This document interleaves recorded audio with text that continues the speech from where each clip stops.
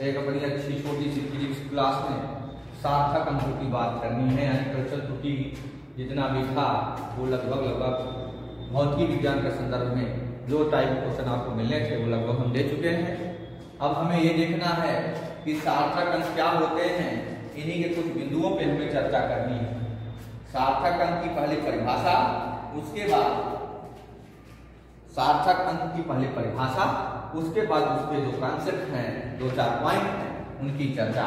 देखिए सार्थक की परिभाषा क्या कहती है, किसी राशि की माप में, क्या किसी राशि की माप में, राशि की माप में यथार्थता तक के अंक और जो संदिग्ध अंक होते हैं उसी को हम सार्थक अंक कहते हैं।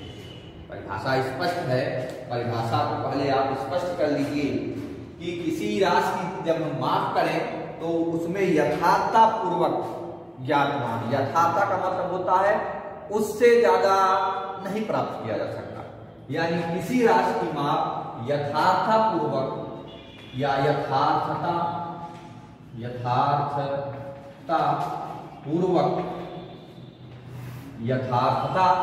पूर्वक माप या मान या प्राप्त मान, यथार्थता पूर्वक प्राप्त मान तथा संदिग्ध अंक। देखिए कोई भी माप आप जब अर्जित करते हैं उसमें कुछ संदिग्ध अंक हो जाते हैं, तो प्राप्त मान जो हो और संदिग्ध अंक जो होते हैं, संदिग्ध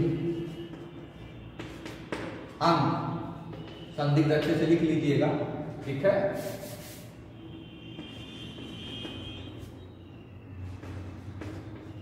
संदिग्ध, या अगर इस शब्द को हटाना है तो उसको हटा ही दीजिए, और एक जो कहने का मेरा मतलब है डाउटफुल बोल सकते हैं, इंग्लिश शब्द अच्छा लगेगा, डाउटफुल भी बोल सकते हैं। जो डाउट वाले हो, जैसे लिख दिया जाए कि 0.50, ठीक, तो 0.50 का मतलब यह है कि 5 तो है, ये डाउट लग रहा है, इसके आगे आप कितने जीरो बढ़ाना चाहते हैं बढ़ा सकते हैं, समझते चलिए। संदिग्ध अंक का मतलब ही यही है कि जो अंक इसमें स्पष्ट ना हो, यानी जिसको संदिग्धता हो, जैसे कोई एक क्या है कहीं केस हो जाए और केस होने के पश्चात पुलिस आती है तो कहती है सबसे पहले संदिग्ध आदमी को उठाओ। संदिग्ध का मतलब जो क्राइम करने में माहिर हो, ऐसा नहीं है कि वो संदिग्ध है तो उसने क्राइम किया है। इसमें यह देखना बहुत जरूरी है कि संदिग्ध व्यक्ति कौन सा है, ठीक, जो संदिग्ध व्यक्ति होगा, तो इसी शब्द को हमने हटाया है, संदिग्ध को, सबसे पहले इसी को उठाना होता। तो इस संदिग्ध आदमी को देखिए कि वो संदिग्ध आदमी है कौन, तो अगर संदिग्ध पता चल जाए, ठीक, लिख लेंगे आप संदिग्ध, यहां रहेगा ये, तो संदिग्ध का मतलब ये है कि डाउटफुल जो है, यानी लगता है कि हो सकता है कि फला व्यक्ति ने ये क्राइम किया, उसको पहले उठाओ, उससे कुछ न कुछ जानकारी जरूर मिलेगी। बस वही काम होता है इसमें सार्थक अंक में भी, यही हम किसी राशि का जब मापन करते हैं तो उसका जो प्राप्त मान होता है उसमें देखते हैं कि संदिग्ध अंक कौन सा है, उसी को पकड़ लीजिए तो सार्थक अंकों की गणना या सार्थक अंकों का मान मिल जाता है। इसकी और एक परिभाषा आप सुन सकते हैं, अशून्य अंक जो होते हैं, किसी भी माप में जो अशून्य अंक होते हैं उनको भी सार्थक अंक कहते हैं। अशून्य का मतलब नॉन जीरो, लेकिन ऐसा नहीं है कि अशून्य है, ये भी ध्यान दीजिएगा, शब्दों की परिभाषाएं समझ लेंगे तो स्पष्ट हो जाएगा। अशून्य और शून्य, शून्य होने का मतलब तो आप जानते हैं, अशून्य का मतलब तो जीरो ना हो। अब दशमलव वाली प्रणाली हम नहीं सुनकर डायरेक्ट कभी सीधी सी बात कर रहे हैं, इसके जो महत्वपूर्ण केस है उसी केस की चर्चा हमें करनी है। 4-5 केस हैं। अशून्य का मतलब याद रखिएगा कि वह उसका मतलब यही है कि वो शून्य न हो, अर्थात अशून्य हो, 1 2 3 4 5 कुछ भी हो उसको हम अशून्य कहते हैं।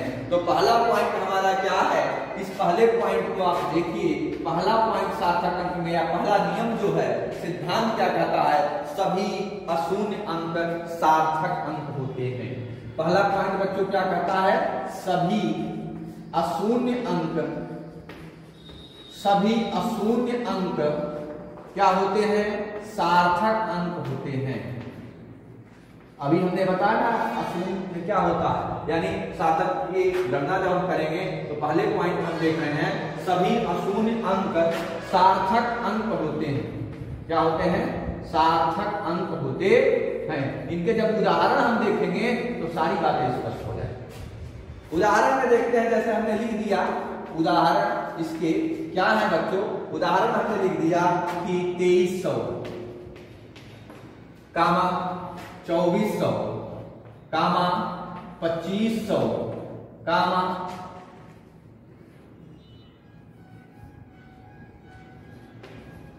अभी बेसिक देख रहे हैं, ध्यान दीजिएगा, कामा ऐसे लिखते चलेंगे, कोई दिक्कत नहीं होगी। जब ऐसे लिखेंगे तो इसमें आप बहुत आसान सा पहला केस हमारा क्या कर रहा है, सभी अशून्य अंक सार्थक अंक होते हैं।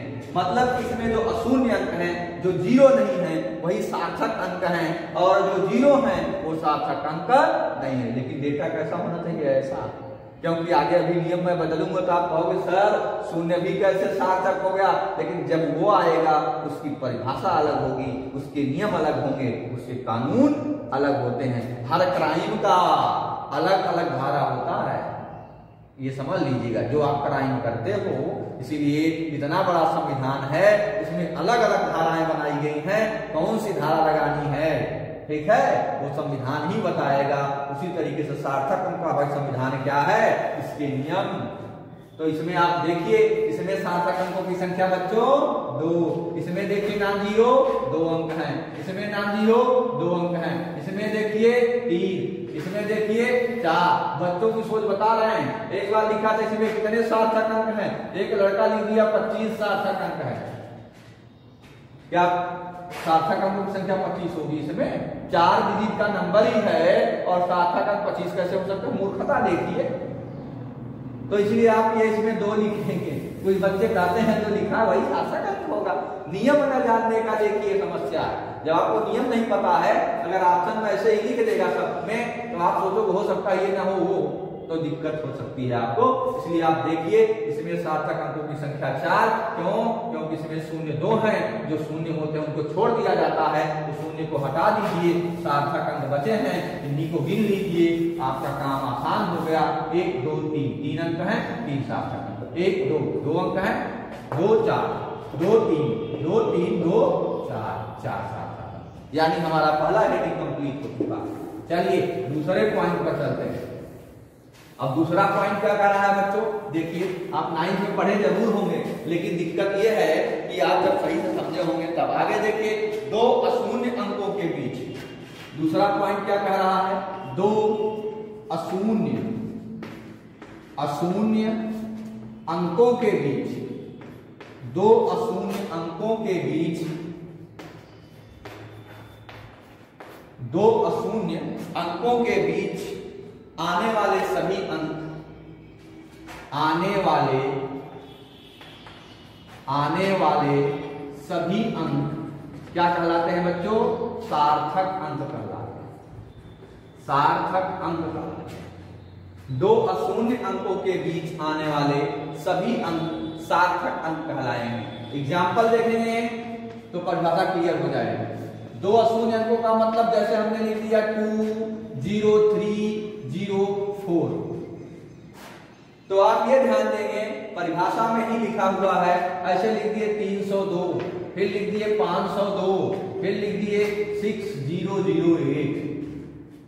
तो पहला नियम देखिए, पहला नियम था वो, उस नियम को मत लगाइएगा, डायरेक्ट पढ़िए, जो जीरो नहीं है उसको हटा दीजिए, कर दिए 2 सार्थक अंक। सवाल आपने गलत कर दिया, नियम सार्थक अंक का आपको नहीं पता है, क्लियर? और जब तक पता नहीं चलेगा तब तक सार्थक अंक नहीं लिख पाओगे। तो यहाँ देखिए परिभाषा कह रहा है, दूसरा नियम इसका क्या कह रहा है कि 2 अशून्य अंकों के बीच आने वाले सभी अंक सार्थक अंक होते हैं। अशून्य अंक यहाँ ये है और ये है, इनके बीच के शब्दों को गिन लीजिए। यहाँ से गिनिए 1 2 3, अब बीच का मतलब यही 3 मत कर दीजिए, ठीक? ये तो ऑलरेडी सार्थक अंक है। इसमें देखिए सार्थक अंकों की संख्या कितनी मिल गई? 5। जहां आपको डाउट रहेगा, मेरा दिमाग तुरंत पकड़ लेता है, कहीं आप गड़बड़ाइए मत, गड़बड़ा गए तो समस्या हो जाएगी। इसमें देखिए नॉन जीरो के बीच में 2 अशून्य अंकों के बीच आने वाले सभी अंक सार्थक अंक होते हैं। इसमें देखिए, बोलिए, इसमें देखिए, तब आप बता देंगे इसमें 4 है, इसमें 3 है, इसमें 3 है। दूसरा पॉइंट समझ में आया कि नहीं आया? अगर इसी तरीके से 0 लास्ट में कर देता तो सार्थक अंक नहीं होता। इसी में अगर ऐसे लिख दें 2 0 3 0 4 0, अब सार्थक अंक बताइए, तो आप यहां से गिनेंगे, कहां से? यहां से 1 2 3 4 5, इसको छोड़ना पड़ जाएगा। देखिए पहला भी नियम आ गया कि नहीं आ गया? अब पता लगा, आप कहोगे नहीं इसमें 4 है, इसमें 2, इसको भी जोड़ लेते हैं। जोड़ लीजिए, काम आसान कर देंगे आप। बहुत अच्छा आप समझ लिए, जितना अच्छा समझ लो उतना अच्छा कर जाओगे। इसलिए आप ये समझने का प्रयास करिएगा कि यह सार्थक अंक नहीं होगा। यार देखिए सार्थक अंक लिखे हुए हैं। इसके बाद कितने जीरो बढ़ाया जाए, लीजिए। अब ऐसे ऐसे कर देंगे तो आप सोचोगे सार्थक अंक कभी 5 हो नहीं सकते, 4 जीरो क्यों बढ़ाया है? ये सिर्फ और सिर्फ आपके दिमाग को घुमाने के लिए बनाया गया है। क्लियर? नीट वाले परीक्षा में भी एक क्वेश्चन सार्थक अंक से पूछता है, याद रखिएगा। तो इन दोनों नियमों को हम आसानी से समझ गए, इस बात को विशेष याद रखिएगा। चलिए आइए दशमलव वाला भी देख लेते हैं, क्योंकि सार्थक अंकों में ज्यादातर दिक्कत बच्चों को दशमलव से होती है। लेकिन जब ये जानते रहेंगे दशमलव में कोई प्रॉब्लम, कोई समस्या हो ही नहीं सकती। लेकिन हम पहले इसीलिए कहे ना, नियम नंबर 2 हो गए, तो नियम नंबर 3 भी देख लेते हैं। नियम नंबर 3 क्या कहता है?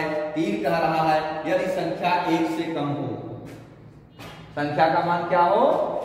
नियम नंबर 3 कह रहा है यदि संख्या किससे कम हो? 1 से कम हो। यदि संख्या 1 से कम हो मतलब दशमलव में हो, और क्या? 1 से कम होने का मतलब दशमलव में हो। देखिए सारी बातें उसी में लिखी जाती है, बस समझने की जरूरत होती है। यदि संख्या 1 से कम हो तो वे सभी शून्य जो दशमलव अंक के बाएं और अशून्य अंक के बाएं पाए जाते हैं वो सार्थक अंक नहीं होते। देखिए यदि संख्या 1 से कम हो तो वो सभी शून्य जो दशमलव के बाएं पाए जाएं, मतलब समझ रहे हो कि नहीं? समझ लेना, दशमलव के बाएं एग्जाम्पल लिखते हैं तो समझ में आएगा। 0.503 दशमलव के बाएं क्या है? अगर दशमलव अंक के बाएं पाए गए हैं 0 तो वो सार्थक अंक में गिने नहीं जाएंगे। अगर यही दाएं होते, दशमलव के दाएं यहां हो जाएं, लेकिन परिभाषा में फिर कहा जा रहा है अशून्य के बाएं, ये अशून्य है कि नहीं है? इसके बाएं जो अंक पर 0 अगर लगा हो वो भी सार्थक। ये 0 के लिए नियम बता रहे हैं। यहां अगर 2 हो जाएगा तो दूसरा नियम लग जाएगा, पता लगा। यहां लीजिए, अब आप कहोगे सर दशमलव के बाएं 0 है, दशमलव के बाएं क्या है? सबसे पहले 2 है। ठीक, नियम समझते चलिएगा। ये संख्या और ये संख्या 1 से कम नहीं है, ये भी ध्यान दीजिए।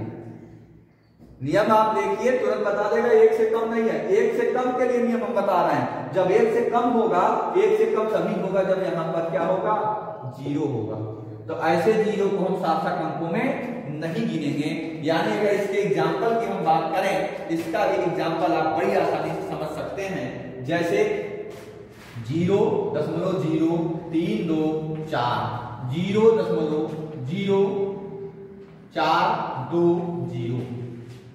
अब पूछा जाए आपसे, आप बताइए इसमें सार्थक अंक कितने हैं? ये वाला तो काम आसान है। परिभाषा क्या कहता है? जब संख्या 1 से कम हो, 1 से कम है, और दशमलव के बाएं जो 0 होते हैं वो सार्थक अंक नहीं गिने जाते, नहीं गिने जाएंगे। ये नहीं है, ये नहीं है। फिर आगे क्या कहता है? अशून्य अंक के बाएं वाला भी सार्थक अंक नहीं होता है। ये भी परिभाषा कहता है, इसी में कहता है यदि 1 से कम हो और अशून्य दशमलव के बाएं वाला 0 भी सार्थक अंक नहीं होता है, और अशून्य संख्या के बाएं पड़ने वाले शून्य भी सार्थक अंक नहीं होते हैं, लेकिन दाएं पड़ने वाला होगा। इसीलिए हमने इसको लिखा है। ये कटेगा और दोनों में सार्थक अंकों की संख्या कितनी आएगी बच्चों? 3 आएगी। याद रखिएगा, इस तरीके से नियम से आपको कोई नहीं बताने वाला है। सवाल करने वाला बता देते हैं। ये नियम आप समझ लोगे तो हमेशा के लिए आप किसी को भी बता सकते हो। नियम नंबर 3 समझ में आया कि नहीं आया? अगर अशून्य, यानी कहने का मतलब यह है कि दशमलव के बाएं अगर क्या हो? 0 हो, ठीक है, और अशून्य अंक के बाएं 0 हो, तो वो सार्थक अंक नहीं गिने जाएंगे, अर्थात उनकी गणना हम सार्थक अंकों में नहीं करते हैं। इस बात को आप याद रखेंगे। यदि संख्याओं में दशमलव बिंदु है तो अंतिम अशून्य अंक के बाद वाले शून्य सार्थक अंक होते हैं। ये क्या कह रहा है? यदि, इस बात को याद रखिए। नियम नंबर 4 क्या कह रहा है? नियम नंबर 4 कह रहा है यदि दशमलव वाला अंक हो, कैसा हो? दशमलव वाला अंक हो और उसमें अंतिम अशून्य अंक के बाद यदि दशमलव वाला अंक हो, कौन सा अंक हो? दशमलव वाला अंक हो और अंतिम अशून्य के बाद, बाद का मतलब दाएं, और अंतिम